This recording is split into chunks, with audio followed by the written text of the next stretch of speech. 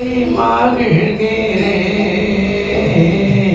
கூரத்த குரலில் நன்றி பாடல் பாடி மகிழ்கிறேன் தீயத்தகும் செயல்களெல்லாம் எடுத்து உரைக்கிறேன் தீயத்தகும்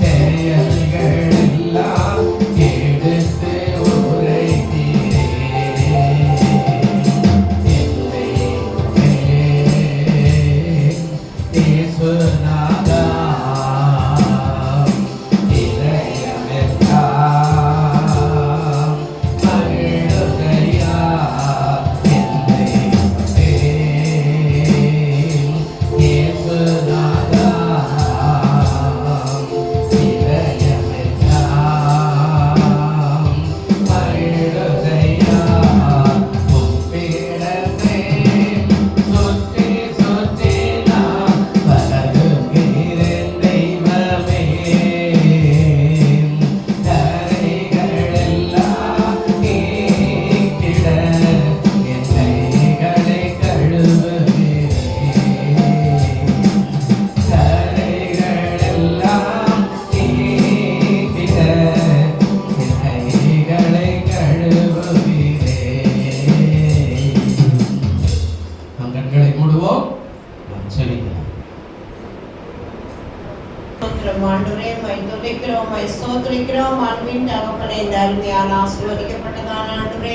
இந்த பரமகிழ்ச்சி நாட்களுக்காய் நாங்கள் நன்றி செலுத்துகிறோம் ஆண்டவரே. இந்த நாளிலே கூட ஆண்டவரே, இந்த ஆராதனைகளையும் தேவன் பொறுப்பெடுத்து ஆசீர்வதித்து நடக்கும்படியாய் செபிக்கிறோம் ஆண்டவரே.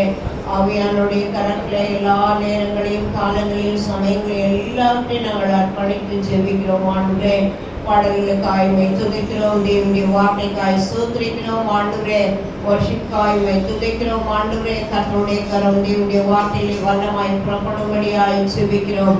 ஆவியானவர் தாமே பரிசுத்த ஆவியானவர் ஆண்டவரே சபையில் அற்புத அடையாளங்களை கிரியைகளை செய்யும்படியாய் செபிக்கிறோம். அதிசயம் நடக்கட்டும் ஐயா. உங்களுடைய ஆராதனை ஆசீர்வாதமாயிருக்க தகப்பனே ஸ்தோத்திரிக்கிறோம், வாழ்த்துகிறோம், வணங்குகிறோம், போற்றுகிறோம், ஆராதிக்கிறோம் ஆண்டவரே. உடைய தயவுள்ள கரத்தில் அர்ப்பணிக்கிறோம் ஆண்டவரே. ஆறு முதல் முடிவு வரைக்கும் உடைய தெய்வீக பிரசன்ன வல்லமை அபிஷேகம் நிறைவார்ந்த ஆண்டவரே, இந்த ஆராதனை ஆசீர்வாதமாய் நடத்தி தரும்படியாய் செபிக்கிறோம் ஆண்டவரே. எல்லா சத்துருவின் கிரியைகள், பிசாசின் கிரியைகள், எல்லா அந்தகார சக்திகளையும் இயேசுவின் நாமத்திலே அப்புறப்படுத்தி ஆண்டவரே, இந்த ஆராதனை ஆசீர்வாதமாய் வல்லமையாய் கிரியைகளில் நிறைந்த ஆண்டவரே அப்பா, அப்படியாய் ஆளுகை பரிசுத்த ஆவியானவர் எங்களை ஆளுகை செய்யும்படியாய் துதிக்கிறோம். தேவனுடைய பிரசன்னம் மட்டும் இறங்கி ஆளுகை செய்யட்டும். தேவனுடைய நாமம் மட்டும் மகிமைப்படும்படியாய் செபிக்கிறோம், தாழ்த்துகிறோம், ஒப்பு கொடுக்கிறோம். இயேசுவின் நாமத்திலே ஜெபிக்கிறோம் எங்கள் ஜீவனுள்ள பிதாவே. ஆவியானவரே, எந்நாளிலும் சித்தம் போல் நடத்தி செல்லும் ஐயா. எங்களுக்குள்ளே வாசம் செய்யும் ஆவியானவரே, எந்நாளிலும் சித்தம் போல் நடத்தி செல்லும் ஐயா.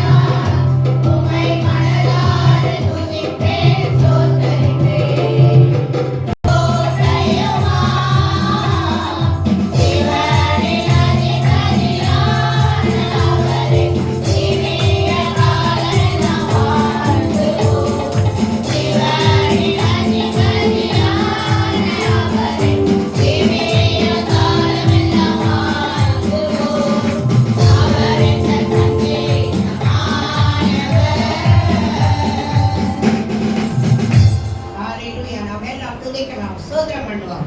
நன்றி ஆண்டவரே, உம்மை ஸ்தோத்திரிக்கிறோம், ஸ்தோத்திரிக்கிறோம், ஸ்தோத்திரிக்கிறோம் ஆண்டவரே. நன்றி பிதாவே. நான் தாகத்தோடு காத்திருக்கிறேன், நான் தாகத்தோடு காத்திருக்கிறேன். காத்தமானியாவும் மேலும் ஊற்ற வேண்டுமே.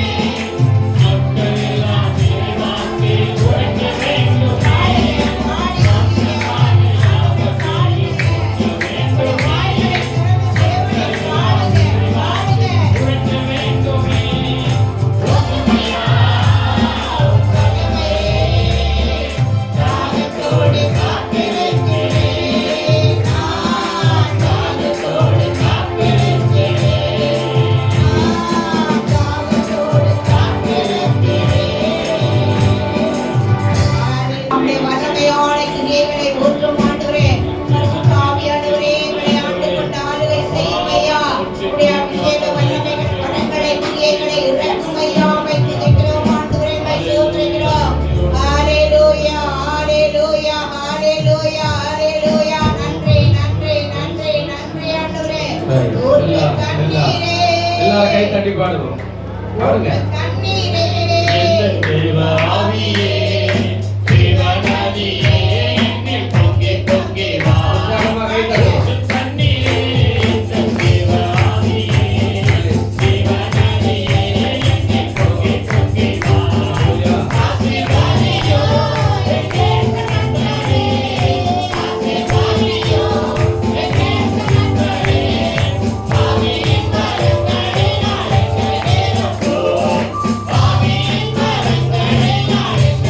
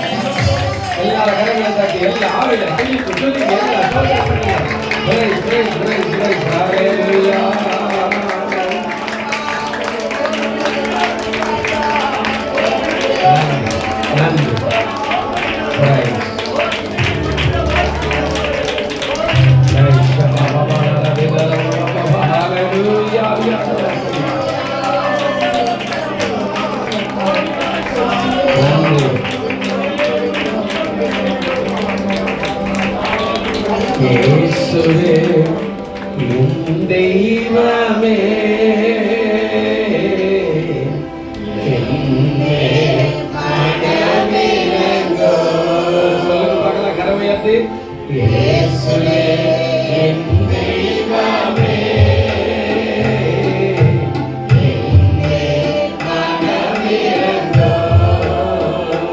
நான் பாவம் செய்தேன், உம்மை நோகச் செய்தேன். சொல்லுங்க. நான் பாவம் செய்தேன், உம்மை நோகச் செய்தேன்.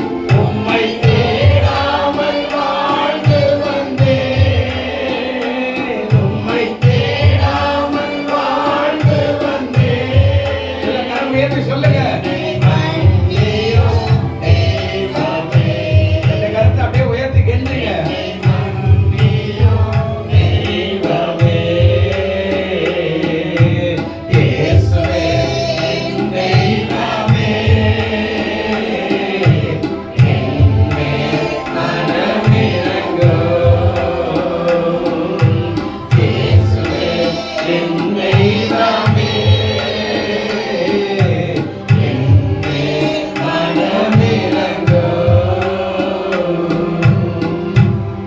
எல்லாரும் பிரியமான தேவனே, பாடுவது ஒரு நேரம், ஆராதிப்பது ஒரு நேரம்.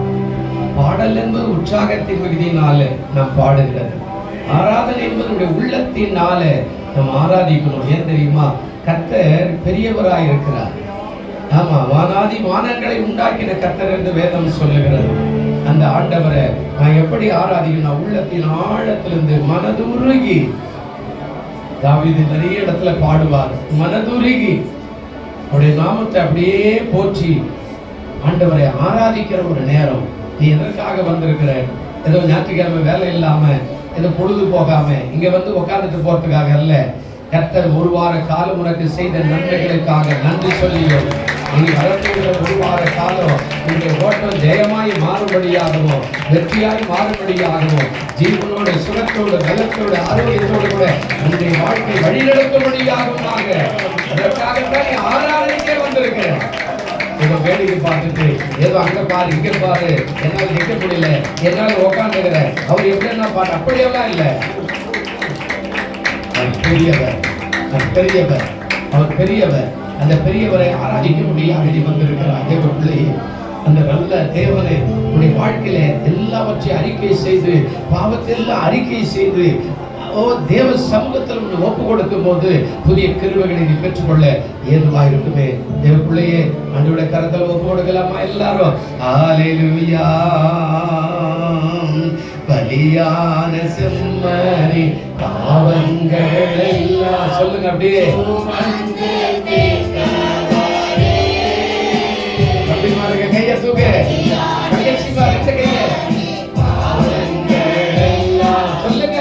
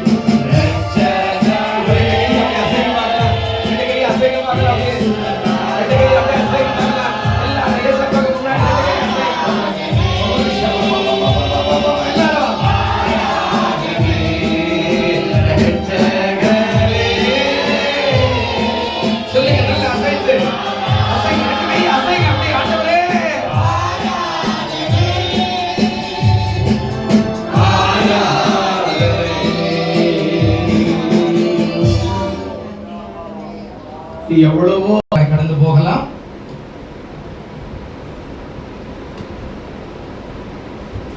வாசிக்கலாம். யோவான் 11:40 வசனம். இயேசு அவளை நோக்கி, நீ விசுவாசித்தால் தேவனுடைய மகிமையை காண்பாய் என்று நான் உனக்கு சொல்லவில்லையா அப்படின்னா ஆண்டவர் சொல்றார். நீ விசுவாசி. இந்த விசுவாசத்தை குறித்து தான் போன வாரம் ஞாயிற்றுக்கிழமை கூட சாயங்காலம் இதை பேசி ஆவியானவர் அருமையான காரியத்தை எல்லாம் ஞாயிற்றுக்கிழமை சாயங்காலம் வெளிப்படுத்தினார். அப்போ நீ விசுவாசித்தால் தேவனுடைய மகிமை காண்பார், அற்புதத்தை காண்பார், அதிசயத்தை காண்பார், வல்லமையை காண்பார். அதுதான் மகிமை என்று சொல்லப்படுது. மிராக்கல். மகிமை என்று சொன்னா ஆங்கிலத்தில் மிராக்கல் அப்படின்னு சொல்லுது, பவர்ன்னு சொல்லுது, பிரசன்னம் கூட சொல்லுது. நீ விசுவாசிக்க. மார்க் 9:23 அடிப்படையில விசுவாசிக்கிறவனுக்கு எல்லாமே கூடும். விசுவாசித்தா எல்லாமே கூடுனா ஒண்ணு மட்டும் இல்லை, என்னெல்லாம் விரும்புறியோ அதெல்லாம் கூடுன்னு ஆண்டவர் சொல்றார். இது மட்டும்தான் அப்படி நல்லா கிடையாது. நீ என்ன விசுவாசிக்கிற அது நடக்கும், எல்லாமே கூடுன்றார். விசுவாசத்துல தான் அநேக ஆசீர்வாதங்களை பெற்றுக்கொள்ள முடியும். இப்போ பாருங்க, ஆண்டவர் இங்க சொல்றார் எல்லாமே கூடுனா சங்கீதம் 116 சங்கீதம் 10வது வசனத்தை கொஞ்சம் நாம வாசிக்கலாமே.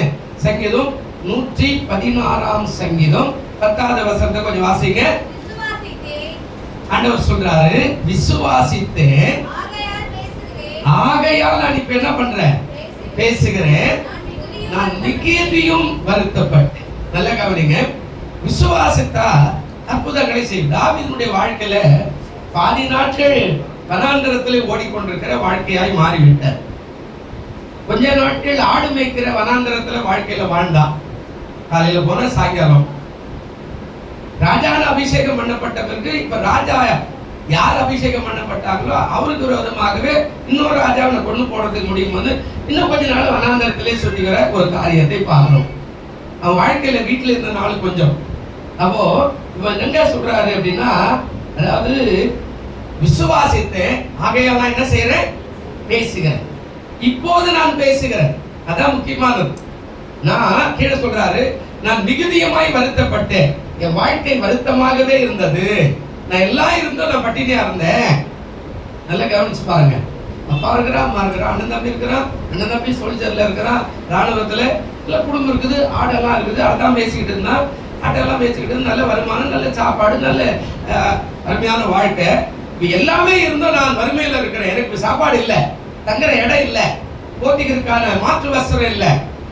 பழைய ஏற்பாட்டுல அதான் முக்கியமானது. இப்ப எதுவுமே இல்லை, அதான் பேசுற. விசுவாசித்தேன் ஆகையால் நான் இப்ப பேசுறேன். அதான் பேசுறேன் அப்படின்னா இப்போது நான் பேசுகிறேன். எப்படி? நான் மிகுதியாய் வருத்தப்பட்டேன். அப்போ நீங்களும் இந்த சாட்சி சொல்ல முடியும். எப்போ அப்படின்னா நீங்க விசுவாசிக்க ஆரம்பிக்கும் போது. அவன் அப்போ விசுவாசித்தான். கர்த்தர் என் மேய்ப்பராக இருக்கிறார், நான் தாட்சி அடைய. அப்போ அங்க பாட்டு பாடுறார், கர்த்தர் என் மேய்ப்பராக இருக்கிறார், நான் தாட்சி அடைய. அந்த வனாந்தரத்துல அந்த மலையில இந்த கவியில பாடுறார். நீங்க நல்லா கவனிங்க. விசுவாசி என்பது ஒவ்வொரு முறையும் நடக்கிறது. ஜெபிக்க வரும்போது விசுவாசத்தோடு வரணும், ஆராதனைக்கு வரும்போது விசுவாசத்தோடு கூட வரணும். பாதியில எல்லாம் வந்து அதையே பழகிட்டோம், மாற்றி போடுங்க. ஆண்டவர் சொல்றார், கொஞ்சத்துல உண்மை உள்ளவனே அநேகத்துல நான் அதிகாரியா வைக்கிறேன் அப்படின்னா. அவர் சொன்னவரு கொஞ்சத்துல கொஞ்சம் விசுவாசம், ஒரு 2 மணி நேரம், அதுல 2 மணி நேரத்துல நம்ம கொஞ்ச நேரம் போய் ஆண்டவர் நல்ல தாராளமா ஆராதிக்கலாம். சில பேர் பாட்டு முடிஞ்ச பேருக்கு வரீங்க, சில பேர் ஆராதனை முடிஞ்ச பேருக்கு வரீங்க, சில பேர் காணிக்கு முடிஞ்ச பேருக்கு வரீங்க, சில பேர் பிரசங்கத்துல பாதியில வந்து பாதியில போயிருங்க. இதெல்லாம் மாற்றி ஆண்டவர் சமூகத்துல உண்மை உத்தமாக இன்றைக்கு முழுமையா கர்த்தருக்காக அர்ப்பணிக்கிறேன் அப்படின்னு சொல்லி உண்மை உத்தமாக நீங்க அர்ப்பணிக்கும் போது அந்த பாடுகள் இருக்கதான் செய்யும். அதனால சொல்றா, நான் மிகுதியும் வருத்தப்பட்டேன். சாதாரணமா இல்ல, நான் மிகுதியும் வருத்தப்பட்டேன். பிறக்கும் போது ஆடு மேய்ச்சிக்கிட்டு இருந்தேன், அந்த மலையின் மேல கெபிகள்ல மலையில பள்ளத்தாக்குல சுத்திக்கிட்டு இருந்தேன். ஆனா இப்ப ராஜா அபிஷேகம் பண்ண மாட்டேன், இப்போ அதே மலையோட மலைகள் இருக்கிறேன். அன்னைக்கு யாரும் என்ன கொண்டு போறதுக்கு ஆளு கிடையாது. ஆனா இப்ப சவுண்டராஜா என்ன தோர்த்துறா, ஒவ்வொரு முறையும் தோர்த்துறா. நான் எங்க மாட்டினாலும் அவன் கொண்டு போட்டுருவான். அவன் சொல்றாரு அந்த காரியத்துல, மரணத்துக்கும் எனக்கும் ஒரு அடி தூரம் இருக்கிற, மரணத்துக்கும் எனக்கு ஒரு அடி தூரம் தான் இருக்குது, உங்க அப்பா என்ன கொல்ல பாக்குறாருன்னு சொல்லி அவன் தன்னுடைய சவுலுடைய மகன் கிட்ட சொல்றான், எனக்கு மரணத்துக்கு எனக்கு ஒரே ஒரு அடி தூரம் தான் இருக்குது, அந்த அளவுக்கு நான் போராடுறேன் அப்படின்னா நான் மிகுதியும் வருத்தப்பட்டேன். பெரியமானவர்களே, நம்ம வாழ்க்கையில் இது இருக்கலாம், நம்ம வாழ்க்கையில் இது ஏற்பட்டிருக்கலாம், நம்ம வாழ்க்கையில் இப்ப நடந்து கொண்டிருக்கலாம், ஏற்கனவே நடந்திருக்கலாம். மிகுதியான வருத்தம், வேதனை, சொல்லொண்ணாத துயரம், உறவினர் அதான் கைவிட்டிருக்கலாம், சொந்த பந்தங்கள் கைவிட்டிருக்கலாம், நண்பர்கள் கைவிட்டிருக்கலாம், சபையார் கைவிட்டிருக்கலாம், ஒருவேளை எத்தனையோ ஆட்களை நம்பி மோசம் போயிருக்கலாம், யார் யாருக்கும் ஏதோ உதவி செய்திருக்கோம், அவர்களா நமக்கு இருக்கு உதவி செய்யறதுக்கு ஆள் இல்லாமல் போயிருக்கலாம், மிகுதியான வருத்தம், சொல்லி அழறதுக்கு ஆள் இல்லை, சொல்லி அழறதுக்கு இடம் இல்லை, எங்கே போய் அழுவேன், ஏதாவது ஒரு இடத்துல போய் தேம்பி தேம்பி அழுது என்னுடைய குறைகளை தீர்த்து கொள்ளலாமா என்று சொல்லி கூட நீங்க நினைத்து இருக்கலாம். ஆண்டவர் சொல்றார், நான் மிகுதியாய் வருத்தப்பட்டேன். அவனுடைய வருத்தம் சொல்லி மாளார். யாருக்காக உதவி செய்ய போனோம், அவன் தான் இப்ப கொல்லத்துக்கு வரான். சவுல் ராஜாக்கு அதாவது உதவி செய்ய போய் அந்த கோலியாத்தை வென்று வெற்றி கொடி நாட்டி வந்தவன் தாவீது. அவன் தான் இப்ப இவனை கொல்லுவதற்கு எத்தனை பண்றான். எனக்கு ஒரு ராஜா எதிராளியா இவனே வந்துருவான் போல இருக்குது, இவனை தீர்த்துடணும் அப்படின்னு சொல்லி அவன் ஊர் ஆட்களை அனுப்பினே இருக்கிறான். ஒரு நாள் வீட்டுல தங்கல, ஒரு நாள் ஒரு கவியில கூட ஒழுங்கா தங்கல, அவன் சாப்பாடு இல்ல, தண்ணி இல்ல. இப்ப அவன் கூட இருக்கிற 400 பேருக்கு சோறு கிடையாது. கொஞ்சம் ஏமாந்தா இந்த 400 பேர் இவனை கொண்டுருவாங்க. அந்த நிலைமையில அவன் அழுகிறான், ஆண்டவரே எனக்கு உதவி செய்யும். அதாங்க சொல்றா, நான் விசுவாசித்தேன், ஆகையால் நான் என்ன பண்றேன், இப்போது பேசுகிறேன். பிரியமானவர்களே, கஷ்டம் இருக்கும், பாடு இருக்கும், ஆனா நீ விசுவாசித்தேன்னா அந்த பாடு போய்விடும். அதனால 23ல 5வது வசனம் உங்களுக்கு ஞாபகம் மனப்பாடமா வருவது, நான் மரண இருளின் பள்ளத்தாக்கிலே நடந்தாலும் பொல்லாப்புக்கு பயப்படேன், தேவரீர் என்னோடு கூட. என்ன சொல்றாரு, தேவரீர் என்னோடு கூட இருக்கிறீர், உமது கோலும் உமது தடியும் என்னை தேற்றும். சொல்றா, நான் மரண இருளின் பள்ளத்தாக்குல நடந்தேன். ஒவ்வொரு நாளும் மரண இருளின் பள்ளத்தாக்கு தான், ஒவ்வொரு நாளும் மரண இருளின் பள்ளத்தாக்கு.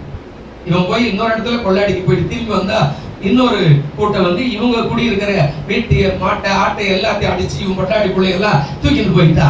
எல்லாரும் வராங்க, ஐயோ என் மனைவி காணும், என் கூடாரத்தை காணும், என் பிள்ளைய காணும்னா எல்லாரும் இப்ப என்ன பண்றாங்க, யார் அடிச்சுன்னு பண்ணா அவனை தேடுறதுக்கு பதிலா ஆளுக்கு ஒரு கல் எடுத்துக்கிறான். தாவீதே உன்னால தாண்டா நாங்க இப்படி ஆயிட்டோம், என் மனைவி பிள்ளை கொள்ளை ஆயிட்டாங்கன்னு இவன் கல் எடுத்து இவனை அடிக்கிறதுக்கு போறான். தாவீது தன்னை திடப்படுத்திக் கொண்டான் கர்த்தருடைய கரத்துல. ஹல்லேலூயா. அதான் விசுவாசம். நீங்க கஷ்டம் வந்தா கூட சர்ச்சைக்கு வர்றது கிடையாது. கூட நாங்க போய் மட்டும் என்ன ஆகும் இப்படி சொல்றோம். நம்ம தேவன் நம்மை பார்த்து கொண்டிருக்கிறார். நான் பாஸ்ட் பார்க்க முடியாது, நான் மனுஷன் தான். ஆனா ஆவியானவர் உள்ளின் கிரியைகளை ஆராய்ந்து பார்க்கிற உன்னை பார்த்து கொண்டிருக்கிறார். அப்போ மிகுதியான வருத்தம்ன்றது என்ன, நான் ரொம்ப கஷ்டப்பட்டுட்டேன், என்னுடைய தகுதிக்கு மீறி நான் கஷ்டப்பட்டுட்டேன், ஆனா இப்போ நான் பேசுறேன். ஏன் தெரியுமா, விசுவாசித்தேன், ஆகையால் நான் பேசுகிறேன். ஹல்லேலூயா, ஹல்லேலூயா. நான் விசுவாசித்தேன், ஆகையால் நான் என்ன பண்றேன், நான் பேசுகிறேன். என்னுடைய வார்த்தை அவ்வளமாய் வருகிறது. நான் இப்ப விசுவாசித்தேன், இப்ப நான் தைரியமா பேசுகிறேன்.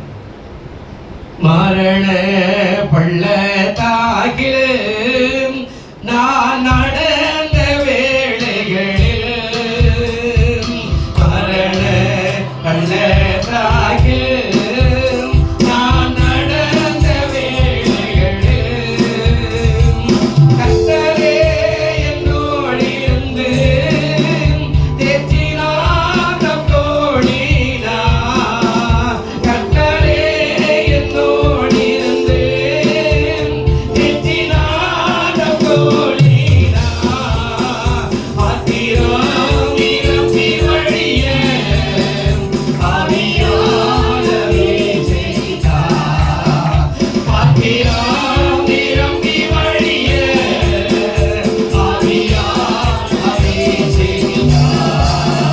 நன்றியே நன்றியே என் இயேசு என்னோடு இருப்பதால், நன்றியே நன்றியே என் இயேசு என்னோடு இருப்பதால்.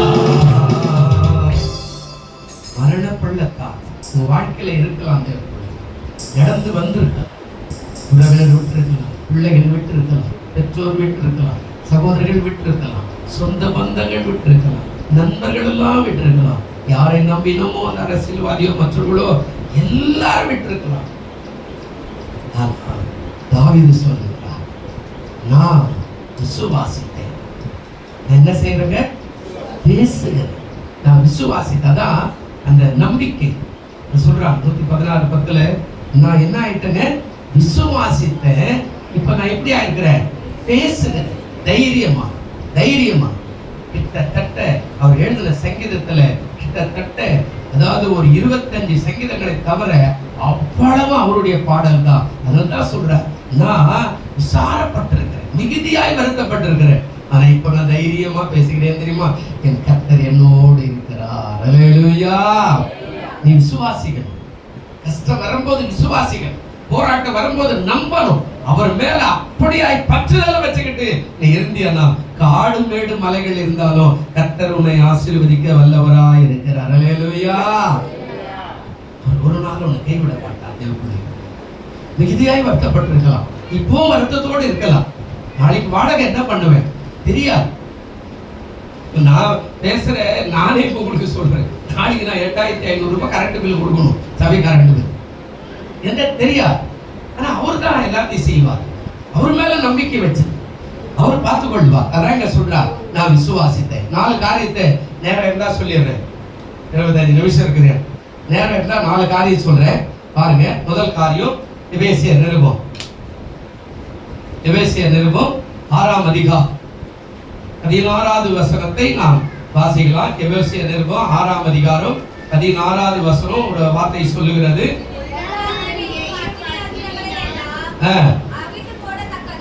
என்ன சொல்றாருங்க? பொல்லாங்கானையும் அக்கினி அஸ்திரங்களை எல்லாம் அவிழ்த்து போடத்தக்கதாய் எல்லாவற்றுக்கும் மேலாக விசுவாசம் என்னும் கேடகத்தை பிடித்துக் கொண்டவர்களாயும் நில்லுங்கள். இங்க என்ன சொல்றாரு? பொல்லாங்கான் எப்பவுமே ஆயத்தமா தான் இருப்பான். விசுவாசம் எப்போ எது வரும்னு தெரியும். வீட்டு விட்டு வெளியே வரும்போது ஏதாவது தேவையில்லாத பிரச்சனை வந்து நிற்கும். என்றைக்கு ஆயத்தமா இருப்பான். அவனுக்கு சோர்வெல்லாம் வராது. நாம நினைச்சிருப்போம் அவ்வளவுப்பா.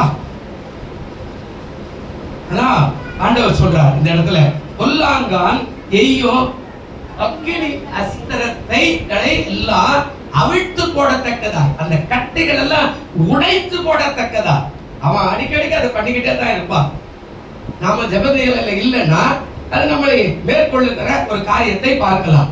நாம ஜெபநிலையில இருந்தா அப்படின்னா அவைகள் எல்லாமே நம்ம விட்டு சிதறி போகிற காரியத்தை பார்க்கலாம். அதாங்க சொல்றார், அவிழ்த்து போடத்தக்கதாக எல்லாவற்றுக்கும் மேலாக விசுவாசம் என்னும் கேடகத்தை என்ன பண்ணுங்க?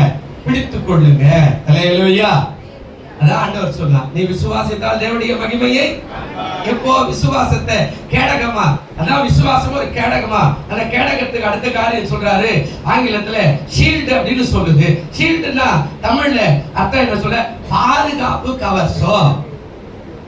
இந்த கேடகம் என்னதுங்க?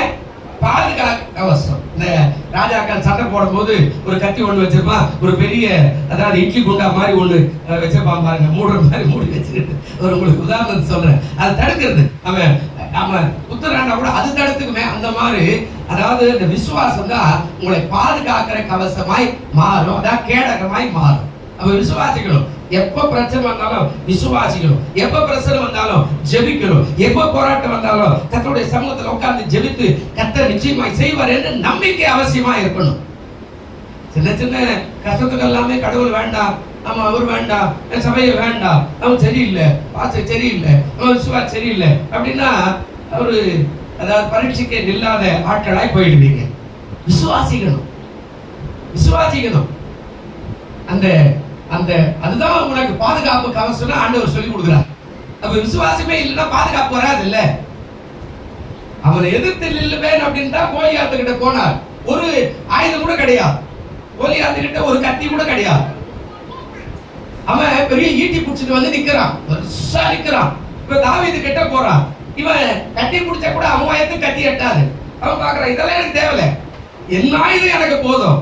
உன் ஆயுதம் நம்பிக்கை என்னும் ஆயுதம். அல்லேலூயா. சொல்லுங்க அல்லேலூயா. நம்பிக்கையினாலே வாழ்வு பெறுவா, நம்பனே நீ பயப்படாதே. நம்பிக்கையினாலே வாழ்வு பெறுவா. சொல்லுங்க, நீ வாழ்வார பயப்படாதே. பயம் வேண்டாம், திகில் வேண்டாம், படைத்தவர் உன்னை நடத்தி செல்வார்.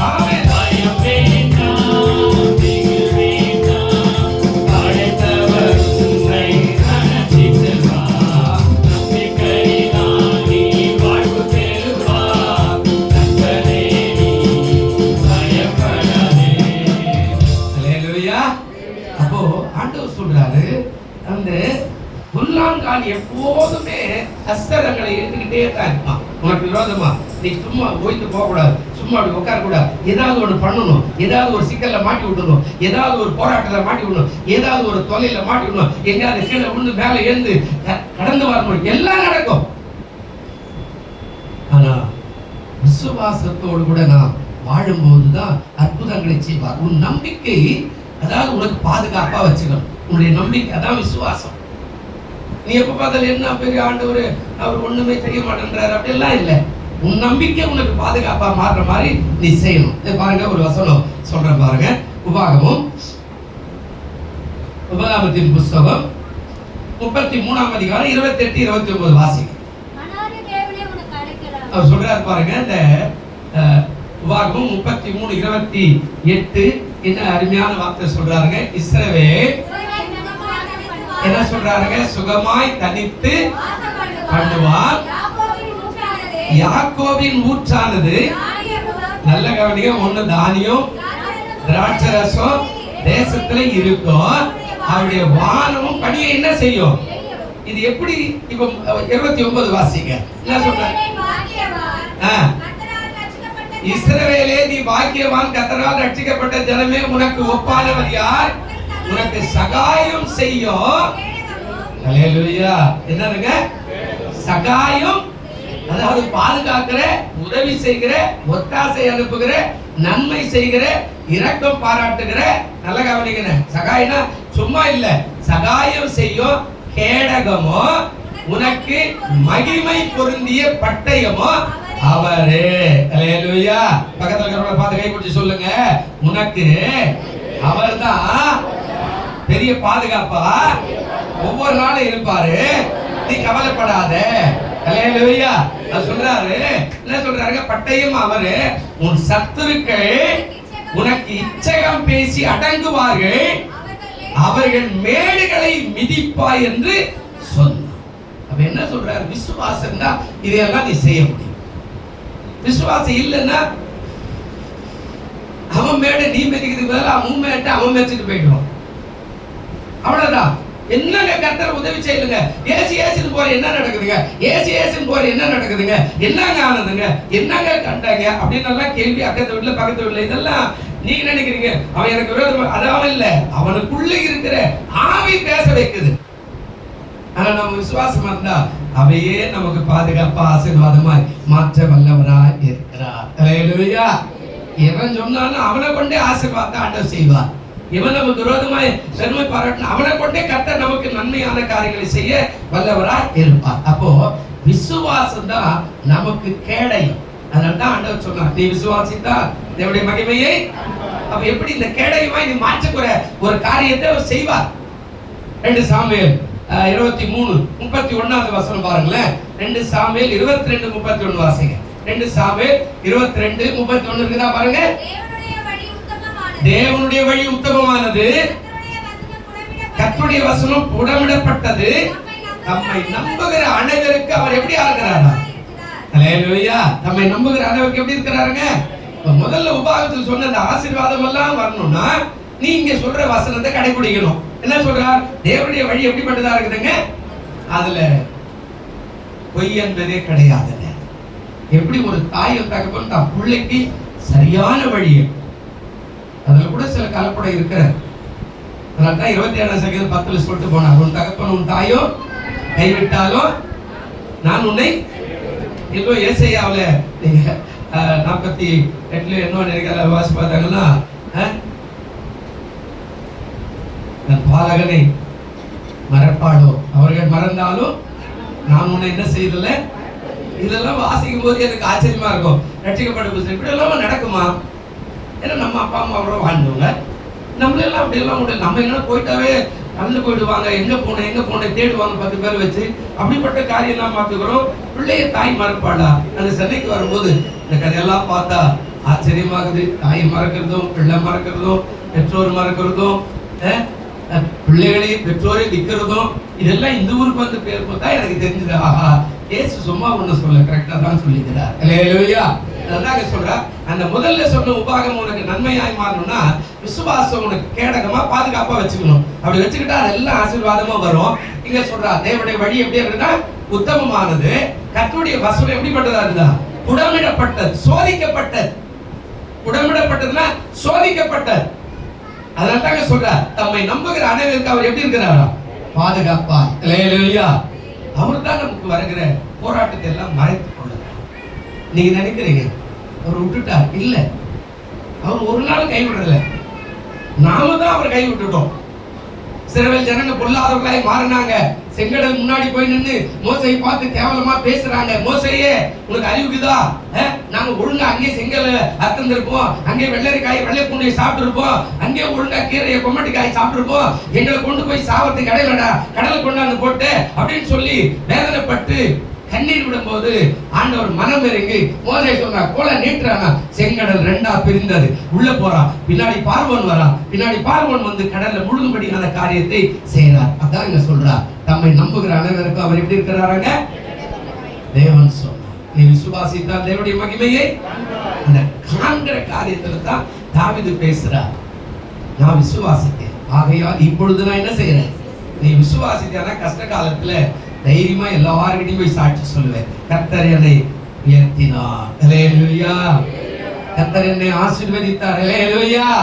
நாம அந்த கஷ்ட காலத்துல என்ன பண்றோம், கடவுளை மறந்துடுறோம், மனுஷனை போட்டு நெருக்கிறோம். அவன் மட்டும் செஞ்சானா, இவன் செஞ்சானா, அவன் செஞ்சானா, அவன் என்ன அண்ணனா, இவன் தான் தம்பியா, இவன் தான் ஊழியக்காரனா, இவன் தான் விசுவாசியா, அப்படி நாம மனுஷர்களே பாக்குறதுனால அவர் அமைதியாயிடுறார். நீங்க அவரை பாதுகாப்பா வச்சுக்க பாருங்க, அவர் அற்புதங்களின் தேவன், அல்லேலூயா. அதுதான் சொன்னார், நீ விசுவாசித்தால் தேவனுடைய மகிமையை காண்பார். இரண்டாவது பாருங்க, இன்னொரு காரியம். இரண்டாவது எபிரேய நிருபம், எபிரேய நிருபம் 11ஆம் அதிகாரம் 6வது வசனம் கொஞ்சம் வாசிங்களேன். இது ஒரு ஆசீர்வாதமான வார்த்தை தான், உங்களுக்கு தெரிஞ்ச வசனம். எபிரேய நிருபம் 11:6, விசுவாசம் இல்லாமல் தேவனுக்கு பிரியமாய் இருப்பது கூடாத காரியம். ஏனென்றால் தேவனிடத்திலே என்ன செய்யறவன், தேடுகிறவன் அவர் உண்டு என்றோ, அவர் தம்மை தேடுகிறவர்களுக்கு பலன் அளிக்கிறவர் என்றோ அவன் என்ன செய்யணுமா. இரண்டாவது என்ன சொல்ல வர்றாரு அப்படின்னா, விசுவாசம் பலனை கொண்டு வரும். ஆனா நமக்கு நம்பிக்கையே வரலையே. அல்லேலூயா சொல்லுங்க, அல்லேலூயா. நீங்க எல்லா நேரத்திலையும் எல்லாத்துக்குமே உண்மை ஒத்துமா இருங்க, நம்பிக்கையை வச்சுங்க, கண்ணீரோடு கூட அழுங்க. அவர் சொல்றார், விசுவாசம் இல்லாமல் தேவனுக்கு பிரியமா இருப்பது கூடாத. விசுவாசம் இருந்தா அவர் மேல எப்போதுமே பிரியம் வச்சிருப்போங்க. கஷ்டம் வந்தா கூட பிரியம் வச்சிருப்போம். யோபு சொன்னார், உங்களுக்கு ஞாபகம் தான், 1ஆம் அதிகாரத்துல யோபு சொன்னார், கர்த்தர் கொடுத்தார், கர்த்தர், கொஞ்சம் வாசிங்க அந்த கடைசி வசனத்தை, 1 கடைசி வசனமா அழகா சொன்னார். யோபு 1ஆம் அதிகாரம் கடைசி வசனம் பாருங்க, என்ன சொன்னாருங்க,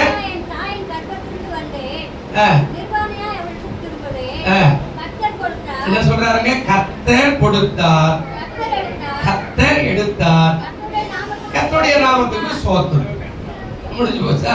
இப்ப அதுக்கு முன்னாடி என்ன சொன்னார், நிர்வாணியா என் தாயின் வயிற்றிலிருந்து நான் வந்தேன், நிர்வாணியா என்ன செய்ய போறேன், ஒண்ணுமே கொண்டு போறது, ஒரு குண்டு ஊசி கூட கிடையாது, போகும்போது எதுவுமே கிடையாது.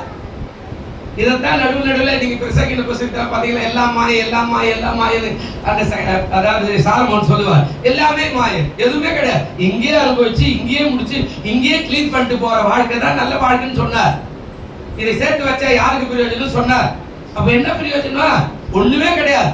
அங்கிருந்து வரும்போது நான் நிர்வாணியா வந்தேன், எப்படி பிறந்த மேனியா வந்தேன், இப்ப போகும்போது பிறந்த மேனியா தான் நான் போறேன், அவ்வளவுதான். நீங்க எந்தல சுடுகாட்டுக்கு போறீங்கன்னா ஆளா இருந்தாக்கா, அங்க போகும்போது அந்த ஆண்கள் கட்டி வச்சுக்கிற அண்ணாக்காயர் கூட என்ன செய்வான், கட் பண்ணி எடுத்துருவான் வெட்டியா. ஒவ்வொரு மத சடங்கு இருக்கு, முகமதி ஒரு பக்கம், இந்து, கிறிஸ்து, ஒரு எல்லாமே நிர்வாணமா தான் போற கதை, எதுவுமே கிடையாது, எடுத்து போறது இல்ல. அதனால்தான் சொன்னா, கர்த்தர் கொடுத்தாரியா நல்லா சாப்பிட்ட, கர்த்தர் எடுத்தாரியா கர்த்தருக்கு ஸ்தோத்திரம், அல்லேலூயா. இந்த வாழ்க்கையை நாம மாற்றி சரிப்படுத்திக்கிட்டோம்னா விசுவாசம் நமக்கு பலனை கொண்டு வரும். அந்த பலன் தான் ஆசீர்வாதமான பலன். நீங்க சொல்ற, அதாவது விசுவாசம் பலனை கொடுக்கும், உன் நம்பிக்கை, அதான் சொல்றாரு, உன்னுடைய நம்பிக்கை உனக்கு பலனை கொண்டு வரும். பேசினார், அடிக்கடி சொல்வார், உன் நம்பிக்கை உன் விசுவாசம் உன்னை. இந்த வசனம் எல்லாம் நீங்க கேட்டது இல்லையா? நிறைய பேசினார், சொல்லுவார் பாத்தீங்களா? 12 வருஷம் ரத்த போக்குள்ள சகோதரி பசுல உன் விசுவாசம் உன்னை. ஆமா, சமாரியா பெண்ணை பார்த்து சொல்வாரு, உன் மகள் சுகமாக்கு வந்து உன் விசுவாசம் உன்னை ரட்சித்த. இந்த வார்த்தையெல்லாம் நீங்க கேட்டிருப்பீங்க. ஆண்டவர் சொல்றார், உன் விசுவாசம் உனக்கு பலனை கொண்டு வரும். அதாவது எப்படின்னா, இப்ப பாருங்க, ரூத் 2ஆம் அதிகாரம் 15வது வசனம், ரூத்துடைய புஸ்தகம் 2ஆம் அதிகாரம் 15வது வசனம் இருக்குதா பாருங்க, இல்லையா? ரூத் 2ஆம் அதிகாரம் 15வது வசனம், அவள் அதில் பொறுக்கிக் கொள்ள எழுந்த போது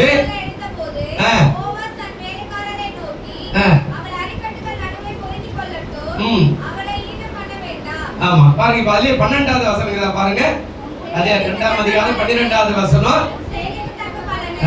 ஆண்டவர் சொல்றாரு பாருங்க, மகளே, உன் செய்கைக்கு தக்க பலனை கர்த்தர் உனக்கு கட்டளையிடுவாராக.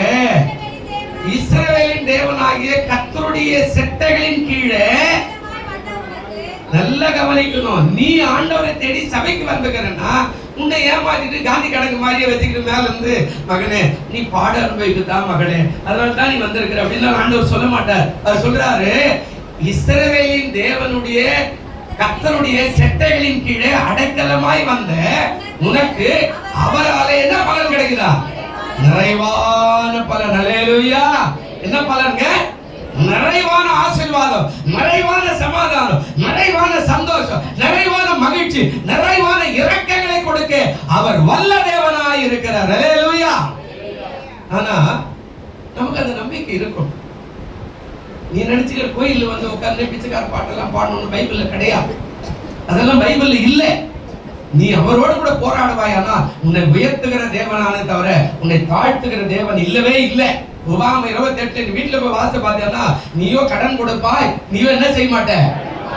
இதெல்லாம் ஏதோ பேருக்கு எழுதி வச்சுக்கிறார் நினைக்காதீங்க. கர்த்தருடைய வார்த்தையை நீ கடைபிடிக்க ஆரம்பிச்சேன்னா அது நடக்கும். ஏன் அமெரிக்கா இன்னைக்கு ஊருக்கெல்லாம் கடன் கொடுக்குது? யோசிச்சு பாருங்க. இன்னைக்கு உலகத்துல அவன் தான் ஊர்பட்ட, அதாவது நாட்டுக்கு, நம்ம இந்தியா கூட பலாயிரம் கோடிகளை கடன் கொடுத்து வச்சுக்கிறான், பாகிஸ்தான் கொடுத்து வச்சுக்கிறான், சின்ன சின்ன தேசம் என்று சொல்லப்படுவதற்கெல்லாம் வாரி வழங்குறான் அமெரிக்கா. ஏன் கொடுக்குது? யோசிச்சு பாருங்க. ஆண்டவர் சும்மாலாம் சொல்லி வச்சிருது இல்லை. இன்னைக்கு அவங்க தான் பல காரியங்களை செய்யறாங்க. இஸ்ரவேல் தேசத்திலிருந்து தான் இன்னைக்கு ராணுவ உதவிகள் பல தேசத்துக்கு வருகிறது. எப்படி அதெல்லாம் நடக்கிறது?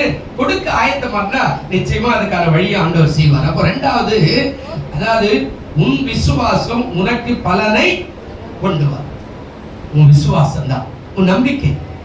நான் நம்பல, சர்ச்சைக்கு போகும்போது நான் லேட்டா தான் போவேன், இப்பதான் பாட்டு பாடுவாரு, ரைட்டு, பாட்டு முடிஞ்சதுன்னா அதுக்கப்புறம் ஆசீர்வாதம். கொஞ்சம் ஒரு கல்யாணத்துக்கு போனா நிறைவா இருக்கணும், காலி கட்டுறதையும் பார்க்கணும், சோறையும் சாப்பிடணும், மேடைக்கு வந்த மணமக்களுடைய அலங்காரத்தையும் என்ன செய்யணும், பார்க்கணும். நிறைவான ஆசீர்வாதத்தோட கூட கடைசி பாயசம் சாப்பிட்டுட்டு என்ன செய்யலாம், வந்துடும். சண்டை கூட போட்டு வருவான், எனக்கு தேங்காய் கொடுக்கலையாப்பா அப்படின்னு. நிறைய பேர் இதெல்லாம் கூட செய்கிற ஆள் இருக்கிற பாருங்க. நிறைவானது ஒரு திருமணத்துக்கு போனா எல்லாத்தையும் பார்க்கறது தான். சொந்தங்களை பார்க்கலாம், உறவினர்களை பார்க்கலாம், நண்பர்களை பார்க்கலாம், எல்லாமே நிறைவாய் பார்த்துட்டு தான் கல்யாணம். அதுக்கு தான் கல்யாணத்துக்கு போறோம். வீட்டுல இருக்கிறதெல்லாம் பீரோவில் தூங்கி இருக்கிறது எல்லாத்தையும் எடுத்து மாட்டிக்கிட்டு எதுக்கு போறோம் நம்ம அப்படின்னா எல்லாரும் பார்க்கணும். பேசும்போது அடிக்கடிக்கு நம்ம எழுத்து பார்த்துட்டு இருப்போம். இதெல்லாம் எழுத்து விட்டு இருப்பாங்க, அம்மா மாட்டலாம் பார்த்துக்கிட்டு பேசுவாங்க. ஆமா, பாறை இப்படி இருக்குது, அழகாக்குதா அழகாக்குதா அப்படி இப்படி பின்னாடி எல்லாம் எழுத்து விட்டு இருப்பான். ஆம்பளைங்க கூட சில இப்படி இப்படி விட்டுருப்பா, உலக செய்ய நல்லா தெரியுதா. இதெல்லாம் என்னன்னா, ஒரு கல்யாணத்துக்கு போனா நம்மையும் 4 பேர் பார்க்கணும், நாமளும் 4 பேர் பார்க்கணும். நல்ல நிறைவான ஆசீர்வாதம் சபைக்கும் வரும்போது அதான் நிறைவான ஆசீர்வாதம். பாதியில வந்துட்டு நிறைவா கொடுக்கல, நிறைவா அவரும் பாப்பாருல்ல. ஒரு பக்கத்து வீடு தானே, நீ ஒன்றும் பஸ் ஏறி வர போறது இல்லையே. பஸ் ஏறி வந்தா ஒரு 2 நிமிஷம் பஸ் லேட் ஆயிடுச்சு, சாக்கு சொன்னா பரவாயில்ல. பக்கத்து வீட்டுல இருக்குறியே, இந்த பக்கத்து வீட்டுல இருந்து நீங்க 9 மணிக்கு வரும்னா ஆண்டவர் நிறைவான பலன் இருப்பாரு, குறைவான பலன் தான் தருவார். மோசமான பாஸ் இன்பம் அது வேற சபைக்கு போனா தாராளமா நீ போயிடலாம், ஒன்றும் பிரச்சனையே பண்ண போறது. ஏன்னா கர்த்தருடைய வார்த்தை தான் உண்மையா இருக்கிறது, என் வார்த்தை உண்மையா இருக்குது. அப்ப அவர் சொல்ற, இஸ்ரவேலின் செட்டைக்குள்ள நீ அடைக்கலமாய் வந்துட்ட பத்தியா, உனக்கு நிறைவான பலன் தான். அல்லேலூயா. அவர் சொல்றார், உனக்கு என்ன பலனுங்க? 2 நாளாகமோ 15ஆம் அதிகாரம் 7வது வசனம் வாசிங்க. அந்த பலன் என்ன பலன் அப்படின்றத அங்க காட்டுறாரு பாருங்க. 2 நாளாகமோ நிறைய வசனம் இருக்குது, நேரம் இருக்காது. 2 நாளாகும் 5 நிமிஷம் முதல் 2 பகுதி இருக்குது. 2 நாளாகும் 15:7 என்ன சொன்னார்? 2 நாளாகவும் 15:7 அதிகாரமா, நீங்களும் உங்கள் கைகளை நெகிழ விடாமல் திடன் கொள்ளுங்கள், உங்கள் கிரியைகளுக்கு என்ன இருக்குதா? என்ன கிரியை செய்தியோ 5 ரூபாய் உண்மை உத்தமா போடு. செல்லாத நோட்டு போடாது. என் டேபிள் மேல 10 நோட்டு மாற்ற முடியும், உனக்கு ஆசீர்வாதம் வர. இன்னும் நெருப்பட்டதெல்லாம் ஓட்டை போட்டு நீட்டா கிழிஞ்சு போட்டதெல்லாம் 4 மடிப்பா மடிச்சதுல போட்டா ஏசுனார் பாத்துக்குவாரு. செய்யாத. எதுவா இருந்தாலும் உன் கிரியைக்கு பலன் உண்டு என்று கர்த்தர் சொல்லுகிறார். ஒரு டிராக்ட் எடுத்து போய் கையில இத படிச்சு பாருங்க போட்டா அதுக்குரிய பலன் கூட ஆண்டவர் கொடுப்பார். அல்லேலூயா. இந்த சபையில நீ பாய் போடனா அதுக்குரிய பலனை கொடுப்பார். இந்த பேனை துடைச்சனா அதுக்குரிய பலனை செய்வார். இந்த உபவாசத்துல வந்து உட்கார்ந்து கண்ணீரோடு என் பக்கத்து வீட்டுக்கார ஜெபிக்கிறேன், என் தெருவுக்காய் ஜெபிக்கிறேன், இந்த தேசத்துக்காய் ஜெபிக்கிறேன், இந்த சபை விசுவாசிக்காய் ஜெபிக்கிறேன், இந்த தாய் இல்லாத பொண்ணுன்னு சொன்னேன், இது மாதிரி பிள்ளைகளுக்காய் நான் ஜெபிக்கிறேன் அப்படின்னு சொல்லிப்பார். அந்த கிரிக்கு பலனை ஆண்டவர் கொடுக்க வல்லவரா இருக்கிறார். அல்லேலூயா. நீ நினைக்கிற மாதிரி அவர் ஒண்ணு ஏமாத்துகிற தேவன் கிடையாது. ஆமா, ஒரு நாள் ஏமாத்த மாட்டார். காலம் ஒருவேளை பிந்தி போவே தவிர ஆசீர்வாதத்தை கொடுக்க அவர் வல்லவரா சொல்றார். நீங்களும் உங்க கைகளை என்ன பண்ணாத, நெகிழ விடாமல் ஆண்டவரை நோக்கி கூப்பிடுகிற கரத்தை நோக்கி கூப்பிட்டுக்கிட்டே இரு. அவர் போராடிக்கிட்டே இரு. திடன் கொள்ளுங்கள், உங்கள் கிரியைகளுக்கு என்ன வருது? பலன். காலம் வரும்போது வரும். யோபு அழுதா, யோபு கேலி பண்ணாங்க, யோபு கிண்டல் பண்ணாங்க, யோபு சபிச்சாங்க, யோபுடைய மனைவி சபிச்சிட்டு ஓடி போயிட்டா. எல்லாமே ஓடி போயிட்டு நிற்கதியா இருக்கும்போது கூட சொன்னா, கர்த்தர் எடுத்தார், கர்த்தர் கொடுத்தார், கர்த்தருடைய நாமத்துக்கு ஸ்தோத்திரம் என்று சொல்லி அந்த கரத்தை உயர்த்தி அப்படியாய் ஆராதித்தானே. அதனால தான் கடைசியில வந்து எல்லாமே இரட்டிப்பான நன்மை. ஒரு மனைவியை தவிர மீதி எல்லாம் இரட்டிப்பான நன்மை. அல்லேலூயா. நீ நினைச்சுக்காதீங்க அவங்க ரெட்டிப்பான நன்மைனா அவருக்கு 2 பொண்டாட்டி கொடுத்தாரு அப்படியெல்லாம் இல்ல. பைபிள்ல ஒரே ஒரு மனைவி தான் திரும்ப வந்து சேர்ந்துட்டு அந்த அம்மா. ஒரு மனைவி திரும்ப 2 பிள்ளைகள், ஆடு மாடு எல்லாம் ரெட்டிப்பு. 500 ஆடு செத்தா 1000 ஆடு வந்து சேர்ந்தது. எல்லாரும் ஆளுக்கு ஒரு தங்க காசு கொடுத்தாங்க. வந்து பார்த்தோம்னா பொண்ணும் வெள்ளியும் மிகுதியான மனுஷனா யோபு மாறினான். அல்லேலூயா. கிரியைக்கு பலன். முடிவு நேரத்துல நண்பர்களுக்காக செபிக்கிறோம், நண்பர்கள் சுகமாகிறார்கள். பிரியமானவர்களே, அப்ப நீ என்ன நினைக்கிற? ஆண்டவர் விட்டுட்டாரு, ஆண்டவர் விட்டுட்டாரு, ஆண்டவர் விட்டுட்டாரு. இந்த கதையை பாட்டு பாடாத. இதை ரொம்ப நாளைக்கு செய்யாத. உனக்கு வருமானம் இருக்குதுன்னா உண்மை ஒரு பங்கு எப்பவுமே கொடு. நிச்சயமா உன்னை ஆசீர்வதிப்பார். அது பலன ஆசீர்வாதத்தை கொண்டு வரும் அந்த பலன்கள். அப்படி இல்லையா பரவாயில்ல, தேவனுக்கு ஸ்தோத்திரம். எதையாவது விசேஷ காணிக்கையை கொடு.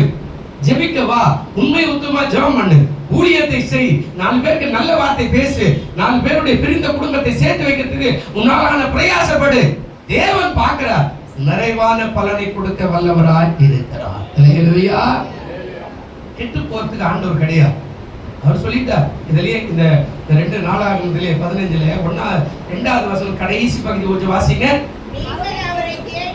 கடைசி நீங்கள் அவரை தேடினால் இல்ல, இன்னும் கூட மேல போனீங்கன்னா அவர் சொல்றாரு, நீங்கள் கர்த்தரோடு இருந்தால் அவர் உங்களோடு இருப்பார், நீங்கள் அவரை தேடினால் உங்களுக்கு வெளிப்படுவார், அவரை விட்டீர்களாகில் அவர் உங்களை என்ன பண்ணுவார்?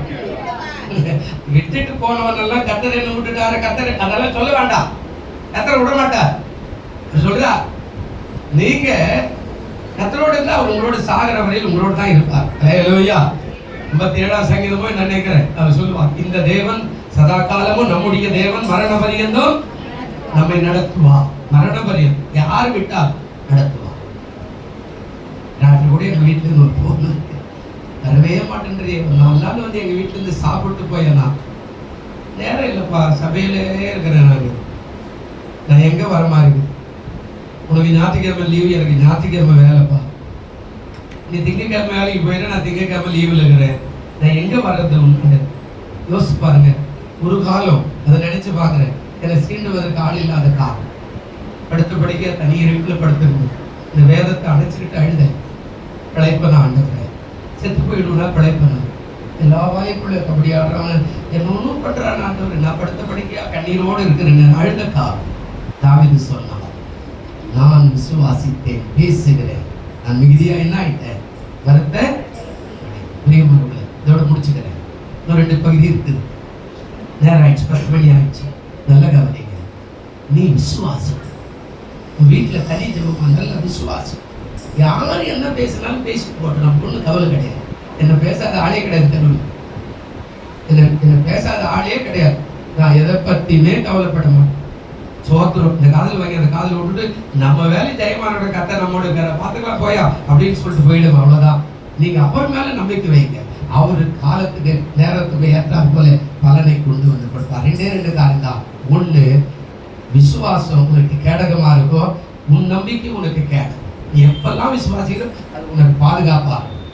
சத்துரு செய்கிற ஆயுதங்கள் எல்லாம் அந்த கேடகத்துல பட்டு பட்டு போயிடும். இவன் ஒண்ணுமே செய்ய முடியல பிசாசு ஏங்கிற காரியம். அதான் ரத்த கோட்டைக்குள்ள உன் ஆண்டவர் என்ன பண்ணுவாரு? மறைச்சிருவார். நீ மறைச்சுக்க விசுவாசத்தை வச்சு. 2வது, உன் நம்பிக்கை. அதாவது விசுவாசம் பலனை கொடுக்கும்னா உன் நம்பிக்கை உனக்கு பலனை ஆசீர்வாதத்தை கொண்டு வரும். உன்னுடைய நம்பிக்கை அவர் மேல பிரியமாறு. நல்ல வேதத்தை அடிக்கடிக்கு வாசி. இந்த வேதத்துல எல்லாமே இருக்குது. இது ஏதோ பக்கத்துல ஏப்பார் ஆப்பிள் அப்படிமா புத்தகமா நினைச்சுக்காத. இது எழுத்தால எழுதப்பட்டதாங்க. திருப்பி திருப்பி வாசிப்பார். இது உனக்கு ஆசீர்வாதத்தை தரும், இது உனக்கு சட்ட ஆலோசனை தரும், இது உனக்கு வழக்கு தீர்த்து வைக்கும், இது உனக்கு நன்மைகளை கொடுக்கும், இது உனக்கு பாதுகாப்பா இருக்கும், உனக்கு ஒரு அரணா இருக்கும். உன்னுடைய பிரிவினை குடும்பத்துல அது ஒன்று சேர்க்கிற புத்தகமா இது இருக்கும்.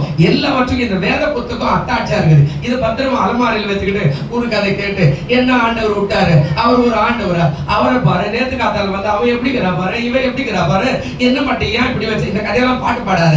இதை வாசிக்கிட்டே இது உனக்கு நன்மைகளையும் செய்யும், உத்தமமான வழியும் காட்டும். அல்லேலூயா. உன் நம்பிக்கை உனக்கு கேடகம். 2 காரியம். இன்னொன்னு, உன் நம்பிக்கை உனக்கு ஆசீர்வாதம். உன் நம்பிக்கை தான் உனக்கு என்ன கொண்டாரும்? ஆசீர்வாதம். அந்த சமாரியா மகள் கேட்கிறா, ஆண்டவரே உங்க பிள்ளைங்க ராஜா விட்டு பிள்ளைங்க மேஜில் உட்காந்து சாப்பிட்டோம், நைட்டு கீழே தட்டி விட்டுருவீங்கல்ல, அப்படி துணியில அப்படி தொட்டுறீங்கல்ல, அதெல்லாம் கீழே விழுல, அதை போய் நாய்க்குட்டி மாதிரி நாங்க போய் நாய்க்குட்டி அப்படி நக்கி நக்கி சாப்பிட்டு அது பசியாகல, அது போல நான் நாய்க்குட்டி மாதிரி எடுத்துக்கிறேன். உங்க இஸ்ரவேல் ஜனங்களுக்கு ஆசீர்வாதத்தை கொடுங்க, அவங்க தேவையில்லைன்னு தூக்கி போறாங்களே அதை நக்கி எடுத்துக்கிறேன் அப்படின்னு சொன்ன உடனே தான் ஆண்டவர் சொன்னார், போ, உன் விசுவாசம் பெரியது, நீ விரும்புகிறபடி உனக்கு ஆகக்கடம். அந்த விசுவாசம் உனக்கு இருந்தா, உன் விசுவாசம் உனக்கு இந்த தேசத்துல என்னென்ன பலனை கொண்டு வந்து கொடுக்கணுமோ அத்தனை பலனையும் ஆண்டவர் அனுப்பி தருவார். அல்லேலூயா. நீ வெட்கப்பட மாட்டேன். அல்லேலூயா. என்ன செய்ய மாட்டேங்க? வெட்கப்பட மாட்டேன். முடியாத நிலைமையில வைப்பார் ஆண்டவர். எப்போன்னு சொல்ல முடியாது என்னால, ஆனா நிச்சயமா நடக்கும். ஏன்னா எனக்கு நடத்திருக்கிறாரே. நான் என்னைக்கோ போய் சேர்ந்திருக்கணுமே. 1979 மே மாதத்திலே மண்ணோட மண்ணா போயிருக்க வேண்டிய ஆளாச்சு. ஆனா இத்தனை வருஷம் எனக்கு ஜீவனை கொடுத்து இத்தனை ஆபரேஷன் பண்ணி என்ன ஓட விட்டு அழகு பாக்குறாரு, என்னோடு கூட வராரு, என்னோட கூட நடக்கிறாரு, என்னோட கூட பிரசங்கிக்கிறாரு, என்னோட பாடுறாரு, என்னோட ஆராதிக்கிறாரு. நான் எங்கெல்லாம் போய் ஜெபிக்கணும் அங்கெல்லாம் அற்புதங்களை செய்யறாரு. அப்ப உனக்கு செய்ய மாட்டாரா? நீ வேற ஆராதனையா, நான் வேற, நீ வேற கடவுளா? நான் இல்ல. நம்ம 2 பேரும் செய்யறது ஒரே கடவுள் தான், ஆண்டவராகிய இயேசு. அல்லேலூயா. சொல்லுங்க அல்லேலூயா. எழுந்திருப்போம். கர்த்தர் நல்லவர். இன்னும் 2 காரியம் அடுத்த வாரமோ இல்ல நடுவில் எப்பாவது இருந்தா நான் பேசுகிறேன். கண்களை மூடு. நல்ல பிதாவே, இந்த செய்தியை கேட்டுக் கொண்டிருக்கிற பார்த்து கொண்டிருக்கிற அத்தனை பேரையும் ஆசீர்வதி ஆண்டவரே. 2 காரியம் தான். 1, நீ விசுவாசி, அது உனக்கு கேடகமா இருக்குன்னு சொன்னீங்க. நீ விசுவாசி, உனக்கு அது பலனை கொண்டு வரும் என்று சொன்னீங்க. இதை பார்த்து கொண்டிருக்கிற கேட்டுக் கொண்டிருக்கிற மக்களுக்கு நன்மைகளையும் கிருபைகளையும் செய்யும். ஆசீர்வதி இயேசுவின் நாமத்திலே ஆண்டவரே வேண்டிக் கொள்கிறோம் நல்ல பிதாவே. ஆமென்.